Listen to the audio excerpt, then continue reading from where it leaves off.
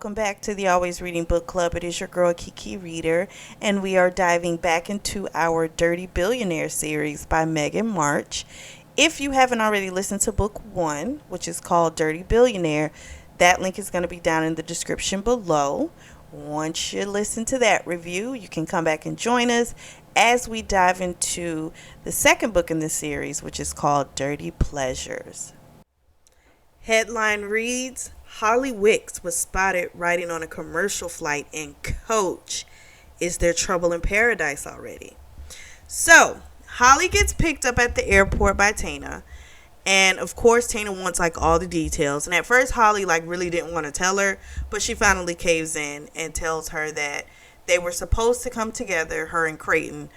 But he wouldn't answer her calls. And he had his number 2 guy in command give her kind of the brush off. So she needed to get back, so she booked her flight. So Tana tells her, she's sorry, but also tells her to stop thinking that she's her mother.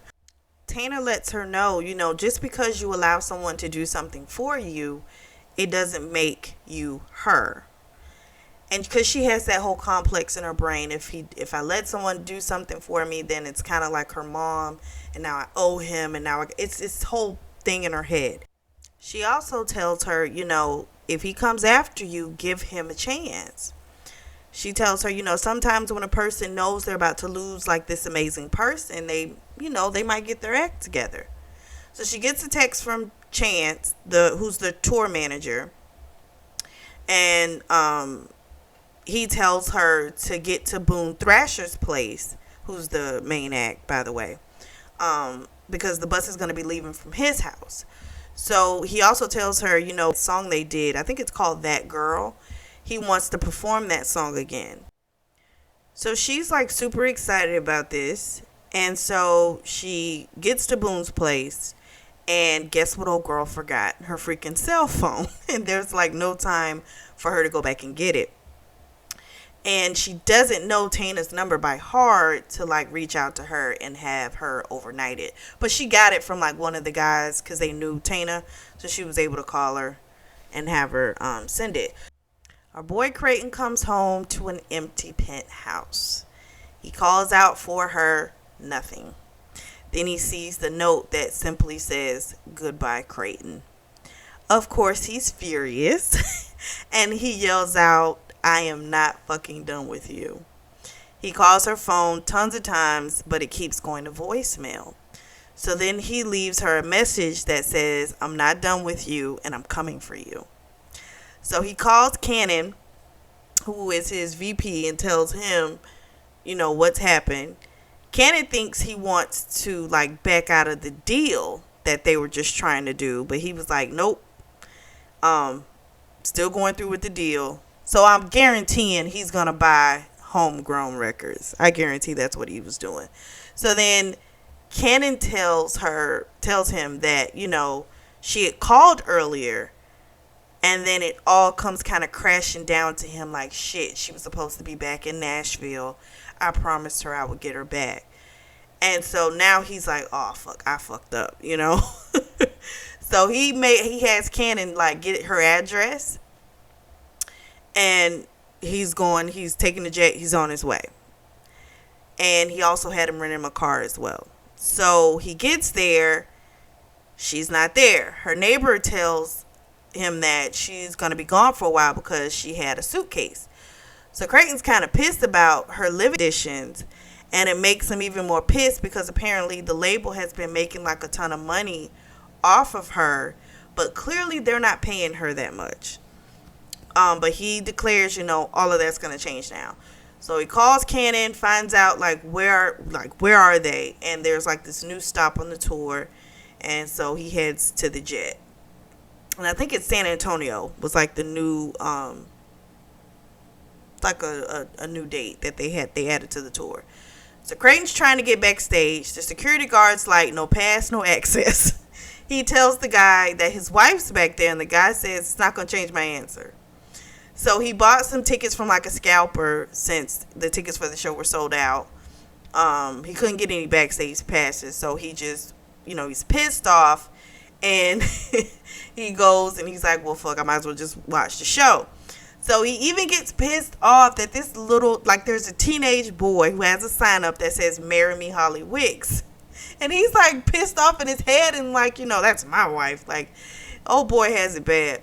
So he listens to her perform. She did like 5 songs. He's absolutely mesmerized by her and thinks, shit, he didn't really like country before, but after listening to her, he kind of feels like a country music fan. So he tries to go backstage again, even showing his ID, offering the guy $2,000, but the guy told him, like, this is my job and I'm not budging. So the security guy told him, go wait by the buses after the show, and just wait for her. So that's what he does. He sees Holly finally, and he calls her name, but he doesn't say it that loud, right? So she doesn't hear him. But when he sees Boone, like, has his arm around her, then he yells loud as hell. And then old girl stops in her tracks because she knew that voice. She looks back at him, and she's like, what are you doing here? And he's like, I came for my wife. So then she's like, that's surprising. But she said it, like, underneath her breath. And, of course, he's like, excuse me? Say it louder. So she says it louder. So then the Boone guy comes over, and he's like, oh, you're the old, billionaire dude. And they have some words, kind of go back and forth. And at first, he kind of felt some type of way. But then he kind of realized, like, okay, Boone, apparently he has a woman. And, he just looks out for Holly while she's out on the road. So that makes him feel a little bit better. Not all the way better, but just it makes him feel a little bit better. So he finds out that Holly's riding in this other bus that's with the guys from her band. And Creighton is like, oh, hell no. That's not happening. So Creighton's going to get her a tour bus of her own. And he's also going to get a hotel for her tonight as well. And Boone's like, long as you're ready to meet up with the band at noon, it is what it is. Because Boone doesn't fly. He says too many tragedies have happened with planes. So you guys get there how you get there. But, just don't tell me about it. So they get to the hotel. He orders them like a steak dinner. They kind of talk about her leaving the note. She tells him, since you couldn't take my call, I figured it wouldn't bother you that I left. And he just kind of looked at her in disbelief because he doesn't understand why she would think that. Now, small detail, before they left, before they got off of the bus, he did apologize to her in front of everyone. Because he did realize that it was his fuck up. So he did apologize to her. Which I was like, that's cool because, yeah, you were in the wrong. Yes, she might have just left, but if you make a person feel like they don't matter, then they'll do things to, like, make you feel the same way. So I kind of understood why she did it. So they're in the hotel room, and he tells her, strip. And so she, like, starts throwing stuff at his head. Every piece of article of clothing, like her boots, her skirt, like she just starts throwing stuff at him. He gets a call and tells her, like, I gotta take it. So she starts rubbing her pussy and she dips inside, and then she walks up to him and she rubs her pussy juice on his lips and he licks it, and then he tells Kenan, I gotta go. So then of course he crashes her lips. So he has her rub her pussy again. He smacks her ass. He tells her, how he loves seeing his marks on her ass. And then she tells him she wants him in her ass. But he was like, you're not ready for that yet. So he packs some, like, a brand new butt plug, and that's like slightly bigger than the one she had before, and some lube. So then he starts, like, kind of pulling it in and out of her. And then she just, like, comes apart. So then he slams into her. She comes again. And then he tells her he wants another one from her. And she comes again. So they get to the venue the next day. And she sees the bus that he got for her. Which is, like, of course, decked out. I think it's, like, black and gold. Gorgeous. So he works on the bus for a while. And then goes to see her. And she's getting changed, like, in front of a couple of people. And it freaks him out. So they have this little discussion / argument about, like, basically, unless it's like a woman or like a gay male, like, you cannot just be getting naked in front of people. And she's just like, they've seen me naked like 100 times. She's like, I don't care. You weren't married then. That's got to stop. I'm like, oh my gosh. So then they start giving each other like this look, and he like kicks the people out that were in there and like give us 10 minutes. And at first, one of the ladies that was, I think she did like her makeup, she was kind of like, we don't have time for this. He's like, 10 minutes. So of course, Holly backs him up and she's like, just give us 10 minutes. But that look, you knew what was going to happen. So he has her put her hands on the table, and then they're both looking in the mirror, and he's like, I want you to watch me pound into you. I was like, that is so hard. He does have a great way of talking. So then they run into Boone when they come out, and even though he kind of likes Boone, he still gets territorial every time Boone like puts his arm around her. So she goes to do her meet and greet, and he sees that, you know, she doesn't really have security, and says he's going to get a man on her starting tomorrow. So she, of course, thinks she doesn't need it.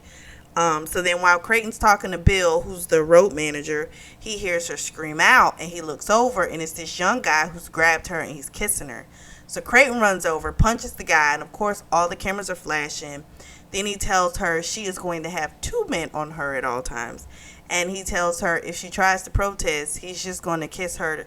He's like, he's going to kiss her to take away the other guy's taste off of her lips. But she wants him to kiss her anyway, and so she you know, lets him kiss her.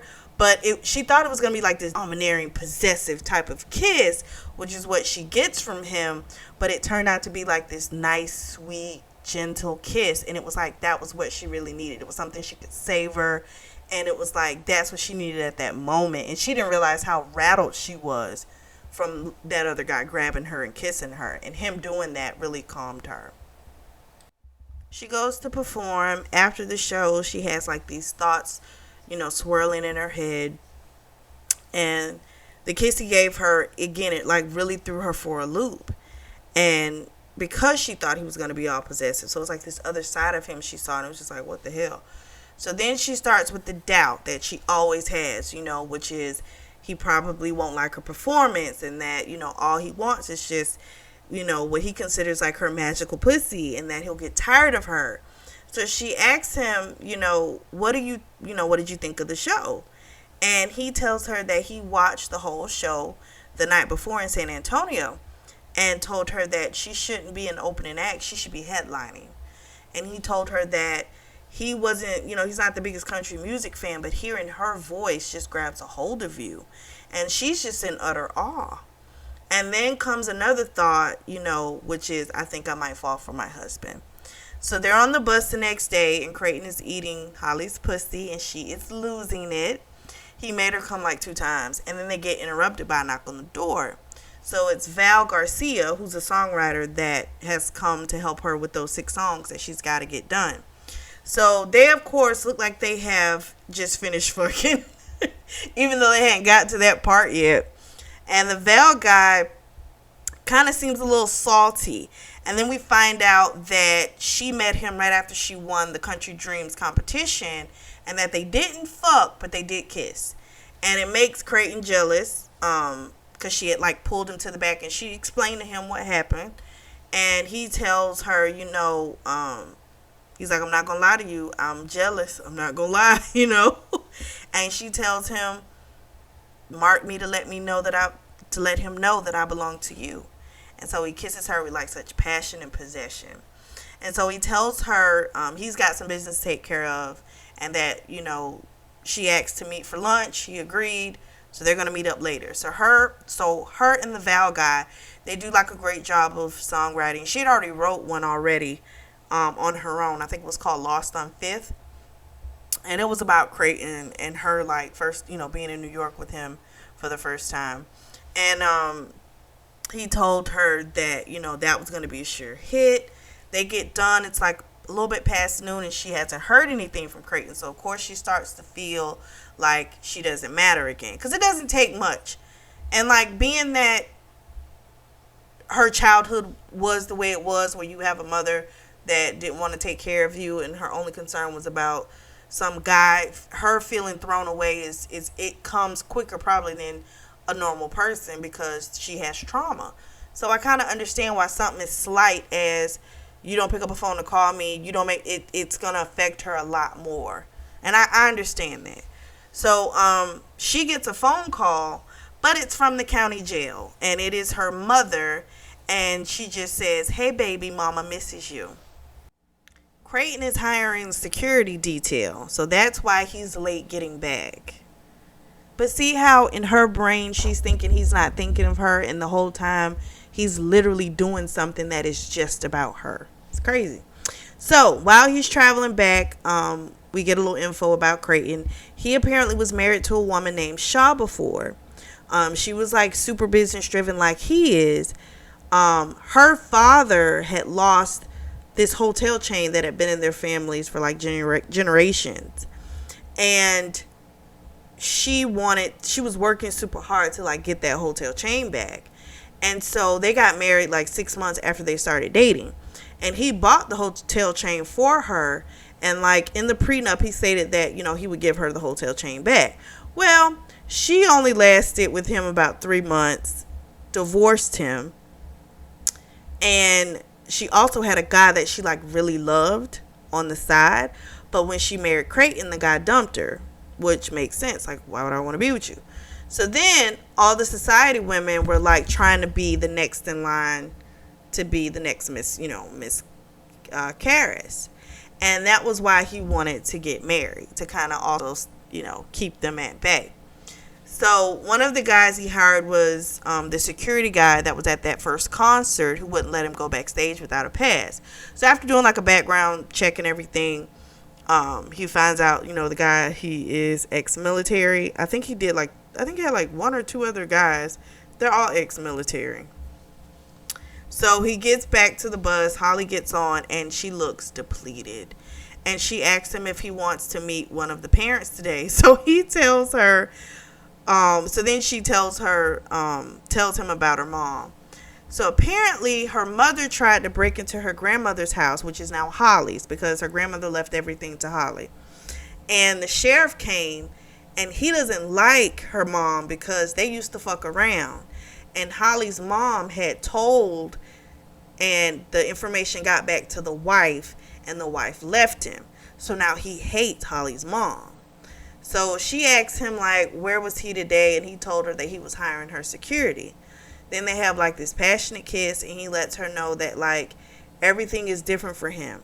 And if he hasn't been showing that to her, then he's going to make sure he does a better job of proving himself. And then she asks if the security can, like, keep her mama away. And he says, I'll deal with her. Don't even worry about it. So they go to Biloxi, Mississippi. That's the next stop. Holly's freaking out. Oh, that previous stop, they were in Dallas. I don't think I ever said that. So now they're in Biloxi for their next stop. And Holly's freaking out because she's like, she just does not want to deal with her mother. Like, it brings out this side of her that she doesn't like, that neediness, because it's still her mom and she hates it. So she had told her mother that, she could come, and stay, for a little bit. And then she's regretting that she ever said that. So Creighton asks her, like, what's wrong? Because she's like pacing back and forth. And she tells him it's his, her mom. So then he tells her, I took care of that. And she's like, what do you mean? He's like, well, I sent her on an all-paid vacation to Miami. I own a large portion of a resort there. So then Holly's like, why didn't you tell me? Like, I've been freaking out all day. And he's like, I'm sorry. It's just, you've been so busy. It really slipped my mind. She tries to stay mad for a couple minutes. And then he tells her that after the show, he wants to go back to New York City to deal with some things that he has to deal with in person. And he's been kind of putting them off. And there's also this gala at MoMA, the Museum of Modern Art. So she tells him, I didn't agree to live in New York. And he tells her, we'll talk about it later. So then he grabs her and tells her that he can't get her right now, but he will do all kinds of nasty things to her after the show. So Creighton's watching the show. Boone comes up to him. They have this little back and forth. And basically Boone is just telling him, like, you are pussy whipped. Like, it is all over your face. But isn't that funny how another guy can, like, see that this man is like, and he's completely into this woman, but the woman can't see it because she's not being used to being loved and wanted. That's so fucked up. Her grandmother loved her, right? But she's not used to it. I guess when it doesn't come from like the main person, the person that birthed you, it's kind of weird. But that's wild though. But Boone could tell he's like head over heels about her. But Boone's kind of telling him like, you need to kind of not show your hand, you know? Like, she's gonna walk all over you because you are whipped. So he tells him, you know, he also told him, you know, like, don't underestimate her. You know, she's got a lot of grit. That's a country girl. Like, don't ever underestimate her. So then he asked him to come out and play horseshoe throwing after the show. And Creighton was kind of like, I'll leave that up to Holly. And Boone just walks off and says, pussy whipped. So they go out with the guys that night. They have a good time. She's wondering if her head, like, you know, is he really like, you know, is he feeling what she's feeling?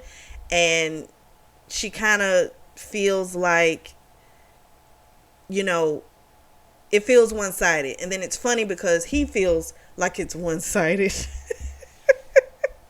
It's so funny. So, but all because they can't say it. So now both parties are just kind of like, you know, just in the what's happening type of zone. That's so crazy. So then we find out that Creighton has bought homegrown and he's having Morty and Jim resign from the company. Morty tells him Holly's not going to be happy about this. She's going to think you're trying to take over her career too, and this is going to backfire. Creighton, of course, was like, that's not why I'm doing this, but I'm not going to explain myself to you either. So they leave, and Cannon comes in and is like, we have to learn this business like from the ground up. And Creighton's like, I know, and we will. So then Cannon makes the comment basically that she can't mean this much to you. And, you know, you just met her. Like, it's only been like maybe 2 weeks. And the truth of the matter is time means nothing. It really doesn't. You can know someone for years and they don't feel that. But then you can meet someone and you can feel that in the instant. It just, you feel what you feel when you feel it. It's just, that's how it works. So then Creighton gets home to pick up Holly for the gala. And she's already she's like in this curve hugging red dress. She looks amazing. And he tells her that. And then he gives her this Harry Winston necklace. Now, if you know anything about jewelry, Harry Winston is super expensive. So you know that cost a pretty penny. And she looks at it and she's like, tell me that's cubic zirconium. He's like, no, it is not. So then she was like, well, just tell me it's being borrowed for the night. He's like, nope, it's not. So she starts to cry. And she tells him, you know, she thought what would make her outfit perfect would have been her grand's pearl necklace that her grandfather had given her grandmother when he came back from the war. And she got a call apparently a little earlier that wasn't the first time that the mother had broken into the house. She had broken in before and stolen the grandmother's jewelry and pawned it. And so the pawnbroker, he sold it now. So she really starts letting the tears flow and tells him, you know, she just keeps making the wrong decisions. And it started with her leaving her grandmother with her mother. And now she's lost the jewelry. It's like she keeps letting her grandmother down over and over again. I felt bad for her.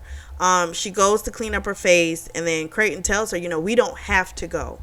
And she was like, you know, no, I'm fine, we can go. And she had made the statement before she had walked off that, you know, the only person that cared for her was her grandmother, and now she's gone. And in Creighton's mind, he didn't say it out loud. Again, no one's saying anything, but he's in his mind, he's like, that's a lie because I care for you too. So then they go to the event. Of course she feels out of place because all these people talk about is business or like high society shit that she knows nothing about. She excuses herself. She goes to the restroom. And when she comes out, she's admiring some art. And a woman comes up to her and asks her, you know, are you Holly Wicks? And she says, yes. And she says, she's Anika Fredrickson. And apparently she is the first wife of Creighton. Now, Creighton had told her about Shaw, but not this woman, which, you know, in your brain, if somebody doesn't tell you about someone, you're going to think, and this is, I think, anyone, oh, this must be the one that got away. This must be the love of his life. You know, that's a normal thought I think someone would think. Anika starts off the conversation saying, oh, I guess third time's a charm.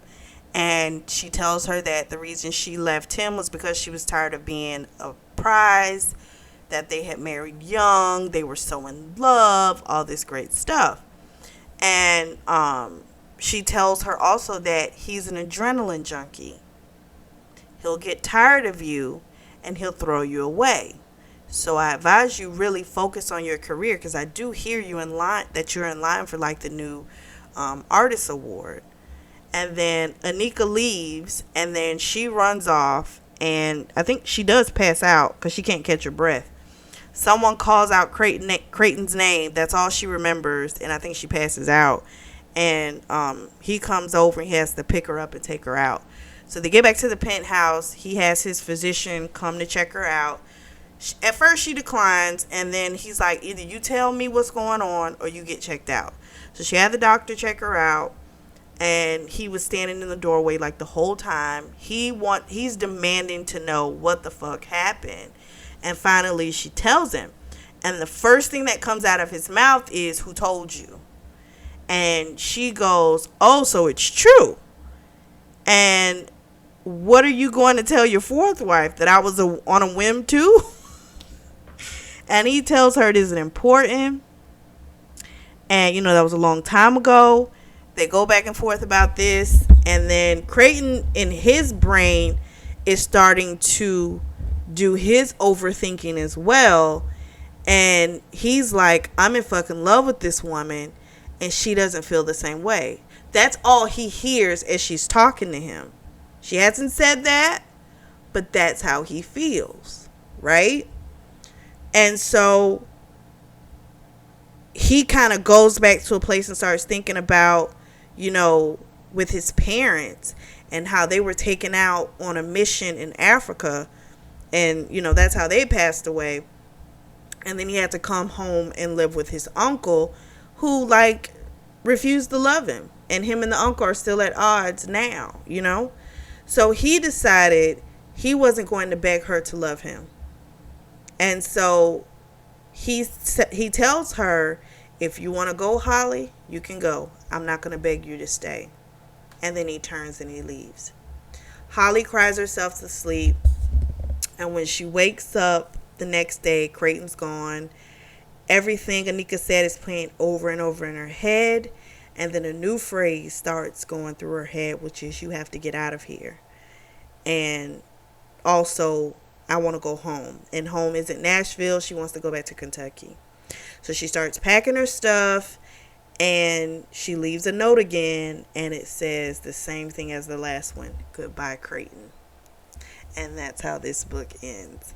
And so the next book in this series is going to be, and it's the final book as well. It's called Dirty Together. So what did you guys think of Dirty Pleasures? I kind of understand.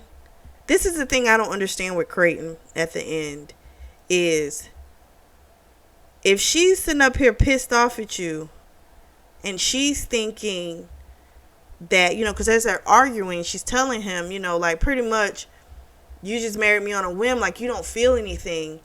If you know that's not true, like, why would you not say that's not what it is? Like, that's got to throw anybody that feels like they're getting closer to someone, and then you find out, like, this earth-shattering thing, like, oh, they've been married to this person they didn't feel the need to, like, tell me about. Now, I will say this, you've only been together for like 2 weeks, right? Maybe he was gonna tell you in the third week. I don't know. But it kind of seems like he had no intentions of, like, ever bringing this up.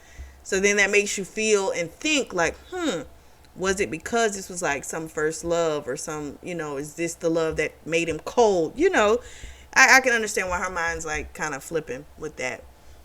So I'm excited to see how this ends. Link down in the comment section, in the discussion board. As always, I appreciate your support and thank you for tuning in to the Always Reading Book Club.